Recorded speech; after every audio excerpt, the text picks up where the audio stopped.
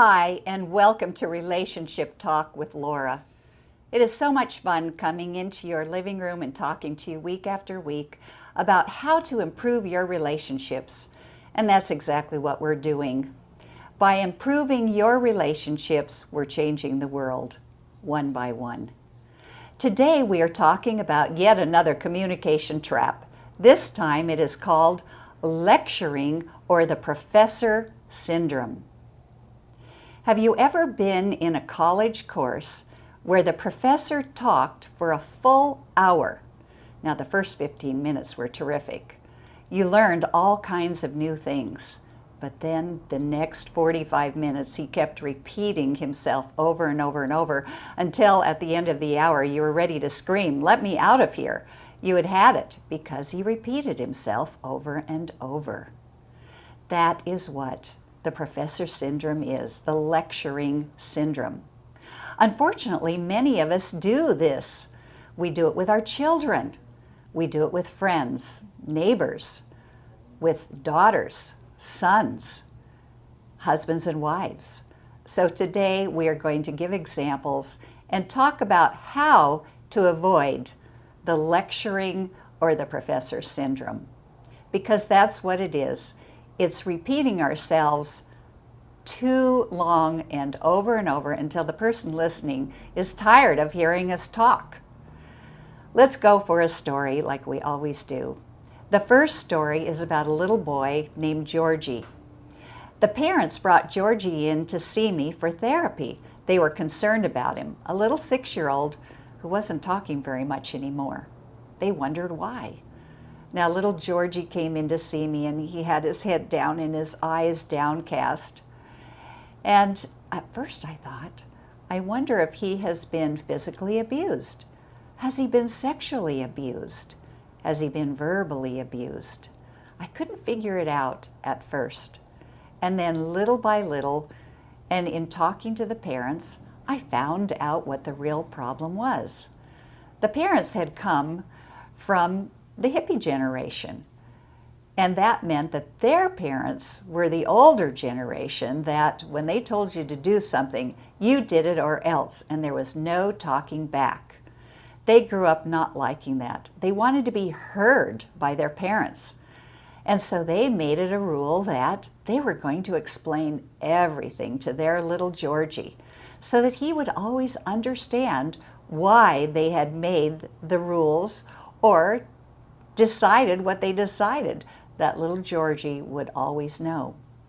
Unfortunately, what happened was they kept talking and talking and talking to little Georgie, and poor little Georgie would hang his head. He got it the first time, but they would keep talking and talking and talking. And so little Georgie turned in to deciding just not to talk. Well, they produced the opposite of what they wanted is what happened. And when we lecture, especially to little children, what happens is the little child, all he hears is, "I'm bad, I'm bad, I'm bad, I'm bad, I'm bad, I'm bad, I'm a bad person." They don't understand at all. And of course, parents who think that they're going to lecture teenagers and they talk and talk and talk and talk, what are they expecting? The teenager to suddenly say, "Oh, Daddy, that was so enlightening. Thank you so much for telling me that. Why, I'm enlightened now. I get it. Of course I'm not going to go to Sam's party because it would be filled with drugs and drinking and sex. And of course I don't want to be involved in any of that. Oh, wise and wonderful Dad, thanks for telling me." No, it doesn't work quite like that. All right, so let's take an example of a husband and wife. This story is about Brad and Lana. One day when Lana and Brad were getting ready for work, they were side by side at their 2 sinks in their master bathroom. And Lana was brushing her teeth when her husband, who was shaving, said, "Lana, I really need to," he's shaving, "talk to you, and he was so slow at talking that Lana started filling in his words by saying, "Oh, you want to talk about the vacation we're going to take to Jamaica?" "No, that is not what I meant. What I wanted to say was," and Lana filled in his words again, "Oh, you wanted to talk about getting the babysitter this Friday night?" "No, that's not what I meant, and I am so sick of you filling in my sentences. You're always filling in my sentences." Well, of course, Lana had fallen into a communication trap herself, which is filling in another person's sentences. But the problem was that Brad didn't like what he heard, and so he began to lecture her. "I am so sick of you filling in my sentences." And then it gets me all off track. I forget what I'm talking about. And then the next thing you know, I don't know what I'm doing. And now I'm going to be completely late for work because I have to talk to you about how I don't like it when you fill in my sentences. So of course he turned into a lecturer. And that made him late for work and he wasn't happy about it. Now, why are people lecturers? Let's bring up the graphic about why people are lecturers. Why do they have the professor syndrome in the first place? Why do people lecture each other? 1, he or she doesn't think that you are listening. And that's why they keep talking and talking and talking, because they are sure you have not heard them. Secondly, he or she doesn't think that you comprehend or understand what they are saying. So there are 2 very important reasons why people lecture. They don't think you're listening, and/or they think that you don't understand or you don't comprehend. And so therein lies the trap that lecturers fall into, the trap of being the professor. Let's take a look at our actors. Now today, we don't have actors. You're going to see me, who plays the mother, and Cecilia, who actually is a marvelous person with a master's degree in finance from China, who was willing to demonstrate a mother-daughter scenario, which is oftentimes too common. So let's take a look at the wrong way for a mother to lecture her daughter. Cecilia, I am really upset because you told people something at the dinner. Do you know what you did wrong yesterday? Oh, at the big family gathering. The pregnancy one? Yes. Oh, I'm sorry. It just slipped out. Slipped out that your sister-in-law was pregnant? Yeah, I didn't mean to do that. I don't think that you get it, that we do not tell the news of your sister-in-law and your brother. It is theirs to tell. It's their news to tell. And you don't do that.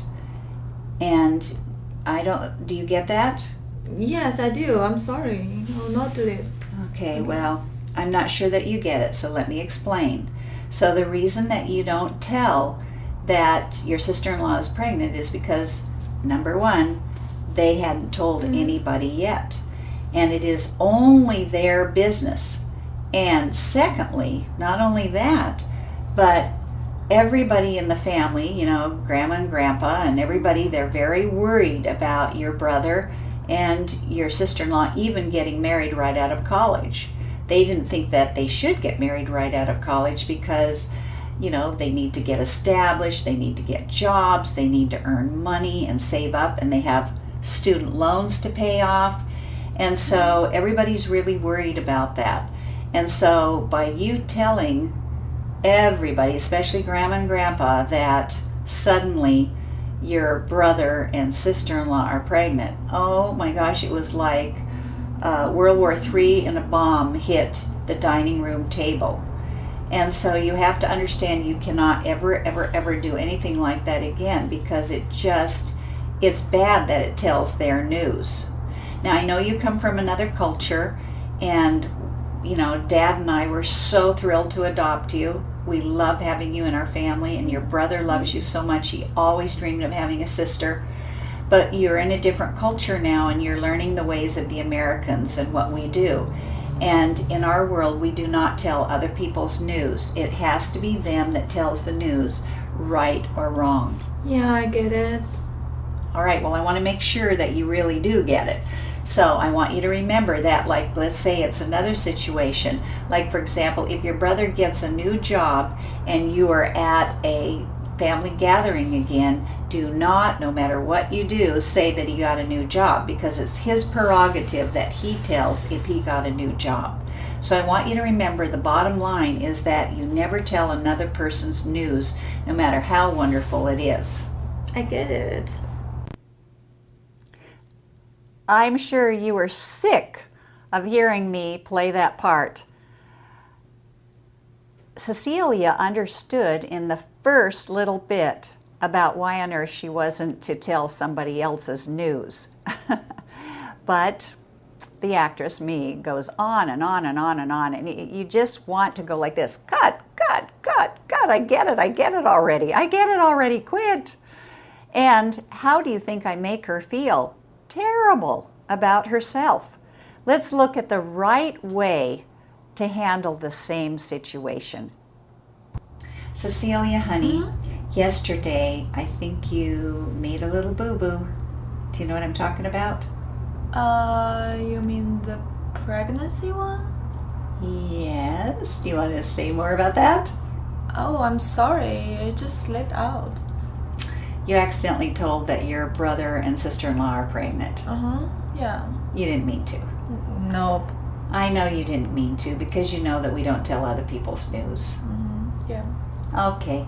I know that you won't do that again. I'm sorry. It's I okay, will honey. not. I've made tons of mistakes, and I've done the same thing myself. Thank you for understanding, Mom. Sure, I love you. I love you. I love you too.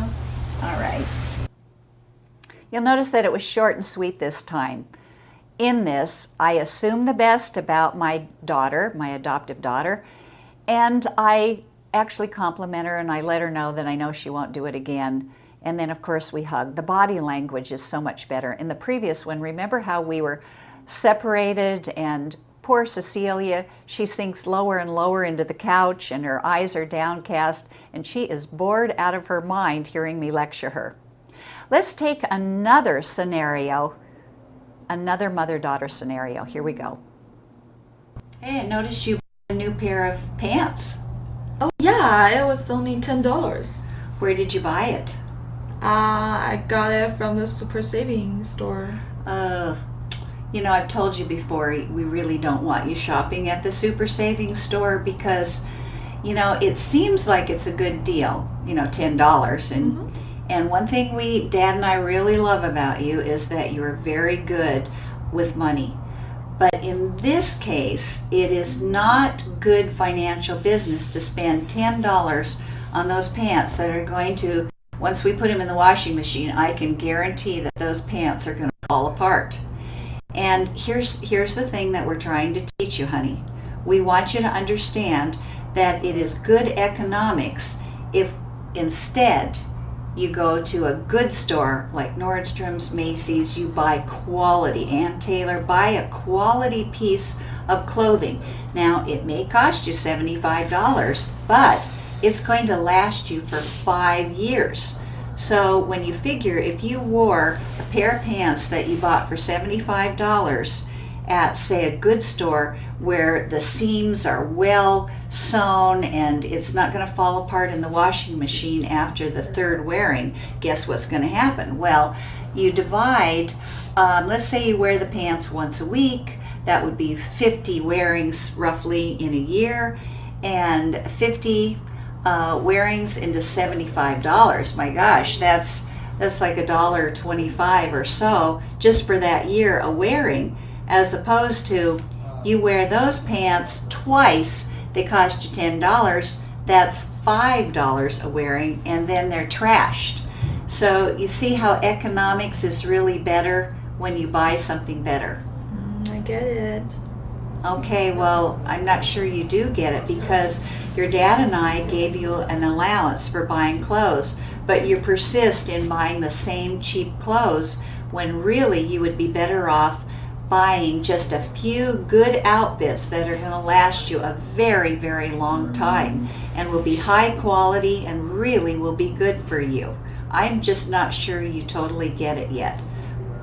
understand. Well, I don't think that you do understand. Let me give you another analogy.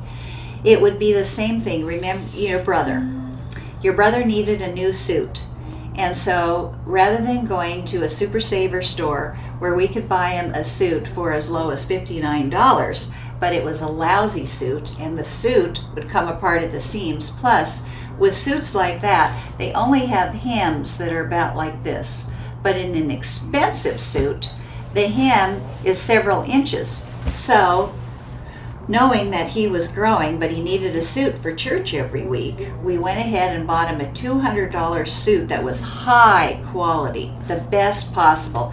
The seams bound, and then the hem was like this, so that we knew that, let's say, 50 wearings a year, plus lasting him 2 years, that would be 100 wearings into $200. That's like $200 a wearing. So you see how much better that was. Get it. Boy, aren't you sick of hearing the lecture? Let's see the right way to handle it. Honey, you got a new pair of pants. You went shopping. Yeah, yes, it was only $10. Only $10. You are a bargain hunter, aren't you? Yeah, I was just trying to save money. Well, you know what? I appreciate that. But you know what? I'm going to show you how to be a smart shopper. How about if you and I go shopping together, mother-daughter, we can have a lot of fun doing it, and I am going to show you how to buy a couple of more expensive outfits that really are well put together that'll last you a really long time. Would you like to do that? Yeah, great idea. We can Thank have you. fun together, huh? Yes. All right, honey. What's your schedule? Can we go this afternoon? Yes, let's go. All right. Love you. Me too. It looks like I have a call, a Rachel from Oregon. Hi, Rachel. You are on the air. How can I help you? Oh, hi, Laura. I've been listening to your show today, and you have described my husband to a T. He is a lecturer, and as it turns out, he is a professor in real life. Maybe that's why he lectures me at home. He's been teaching at the college level for 25 years, but the problem is that he lectures me until I feel as if I'm going to faint. I just stand there listening for 20 minutes while he pontificates. I've even told him sometimes, hey, stop lecturing me. I'm not one of your students. The funny thing is he doesn't seem to hear me. He just keeps talking. While I listen to him and I get more and more irritated.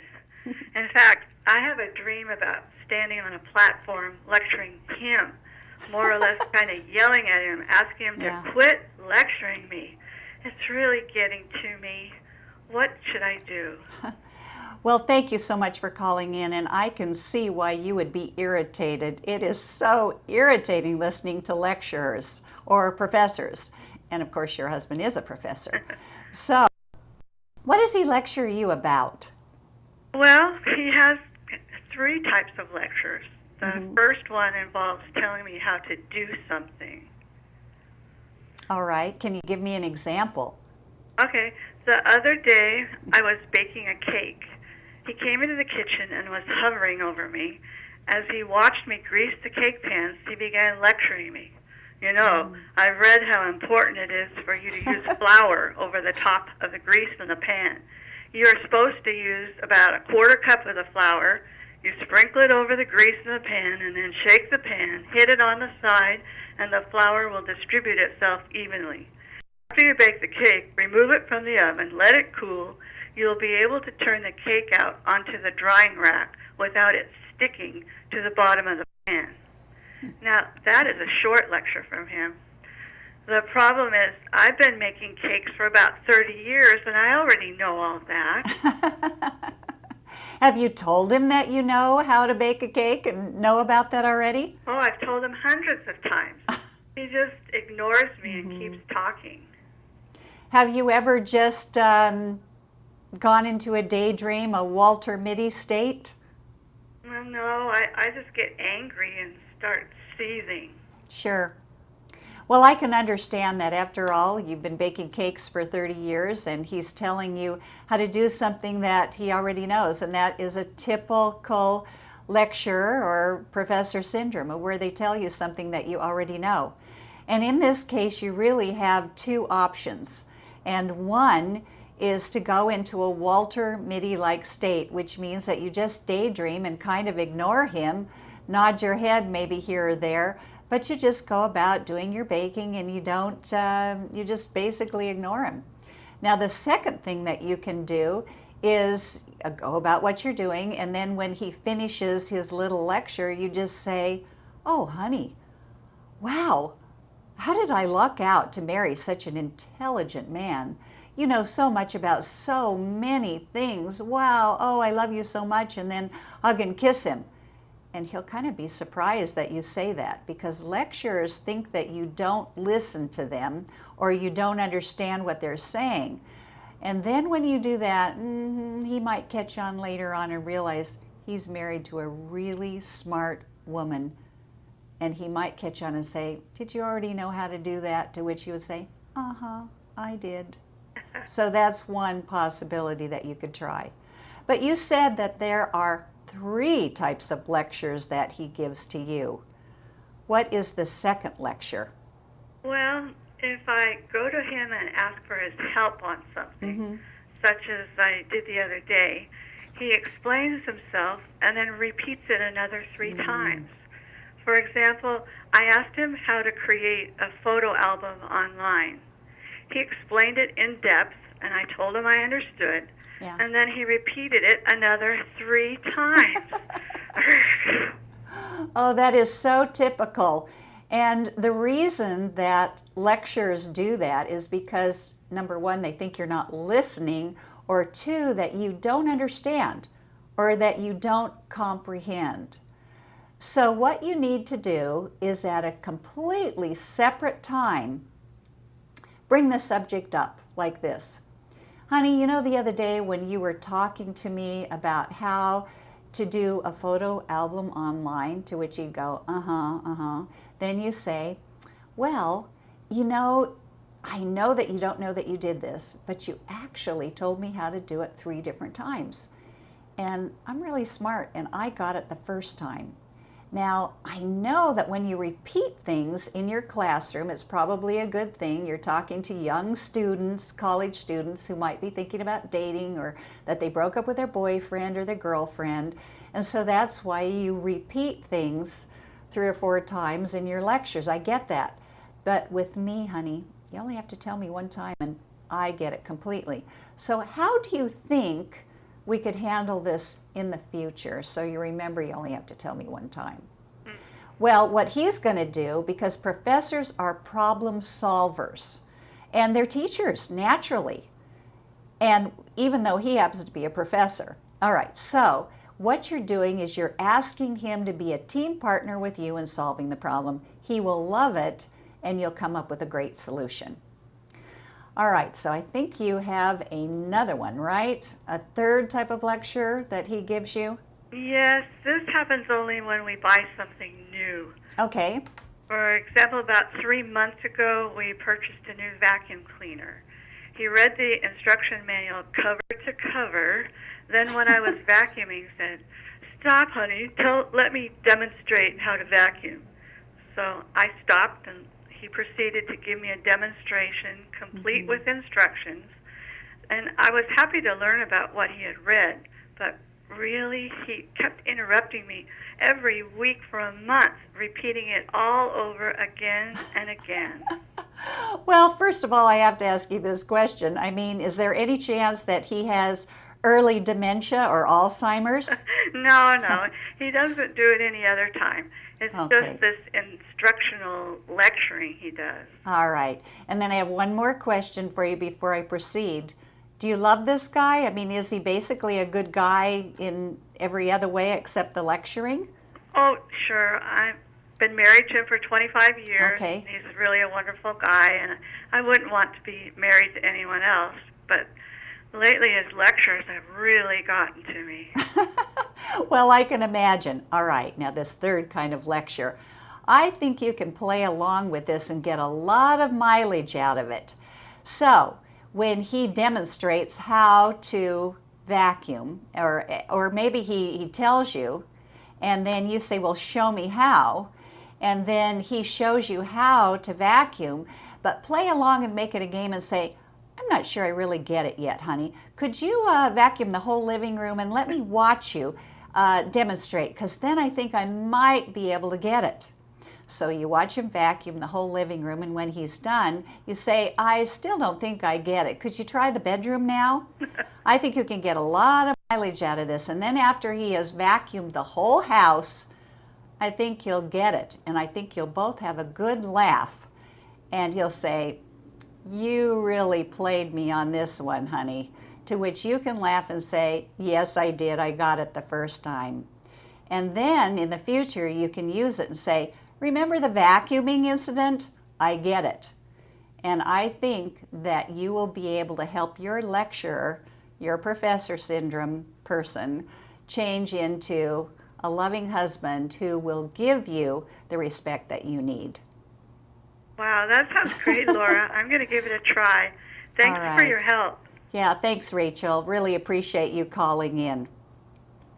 It looks like we have a little bit more time left in our show. Let's take a look at some of our other questions that have come in. Josephina from Texas. I'm dating a guy who is a lecturer, but I don't finish his sentences like your example. We go to dinner together and he starts talking about politics and I will agree with him, but he won't let me get a word in edgewise. He just keeps talking as if I didn't understand his opinion the first time. I nod my head and smile, but he keeps going. I say, I get it. Yes, I agree. But he still acts as if he has to convince me. At the end of dinner, he is still talking about the same thing. We get in the car and he takes me home again and the conversation goes on. I think I should move on. I think that I should quit dating this guy. I don't think I'm going to change him. And you've said before on your program, you marry someone as is. I don't like his lecturing style. So is that right that I break up with him and find somebody better for me? Hallelujah! Hallelujah! Josephina from Texas, you are a wise young woman. Yes, you are not going to change him, no doubt. It is better that you move on and you have a chance to meet someone else who is perfect for you, who listens to you, and with whom you can enjoy a great relationship. Let's take question number 2. Carl from Kansas. My wife lectures the children. I don't like it. I think that she should correct them once, give them a timeout, and then after they get up after the timeout, she should say, I love you, you can go play now, and not say anything more. Is that right? Am I saying the right thing about how to parent?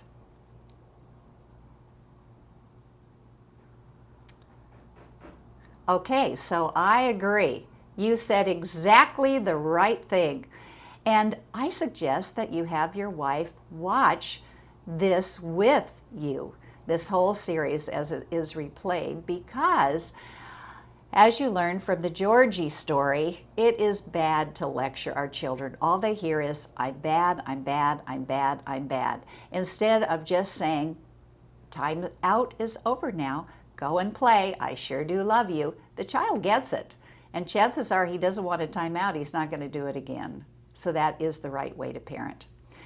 Number 3, Kathy from Arkansas. My husband is a lecturer and I feel I should talk to him about it. I just can't live with this the rest of my life. But we have 3 kids and I don't want to get a divorce. What should I do?